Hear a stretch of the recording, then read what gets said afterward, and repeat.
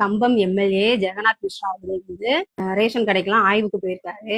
அங்க ரேஷன் பொருட்கள் எல்லாமே எடை கம்மியா போட்டிருக்காங்க. அவங்க எல்லாரையுமே சும்மா லெப்ட் அண்ட் ரைட் வாங்கியிருக்காரு.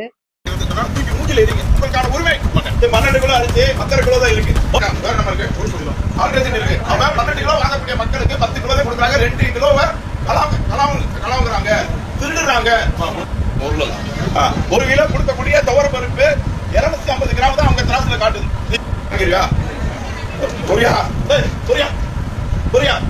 செய்யறது திருட்டு தான், அதை ஏன் மறைக்கிறான்?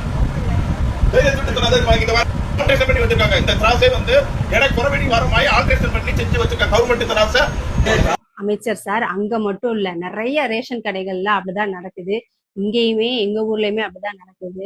1 கிலோ சக்கரை போடுறாங்கன்னா அதுல 900 கிராம் தான் சக்கரை இருக்குது, 100 கிராம் சக்கரை வந்து கம்மியா தான் இருக்குது. இந்த மாதிரி நிறைய இதுல வந்து எடை கம்மியா தான் போடுறாங்க. அதுக்கு உடனடியா ஆக்ஷன் எடுத்தீங்கன்னா நல்லா இருக்கும். அது மட்டும் இல்ல, கூட்டத்துல இருக்க ஒருத்தர் வந்து போன்ல ஒரு மெசேஜை காட்டுறாரு. என்னன்னா, அவர் வந்து ரேஷன் பொருளே வாங்கல, ஆனா பொருள் வாங்கினதா சொல்லி ரேஷன் கடையில வந்து அவருக்கு மெசேஜ் போயிருக்கு. அப்ப அந்த பொருள் எல்லாம் ஊழல் பண்ணி எங்க அனுப்புறாங்க? இப்ப ஒரு வாடிக்கையாளர் சொல்றாரு, நாங்க ரேஷன் பொருளே வாங்கலாம், ஆனா பொருள் வாங்கின மாதிரி பதிவு பண்ணி வேற பக்கம் கள்ளச்சந்தையில விற்பனை செய்யறாங்க.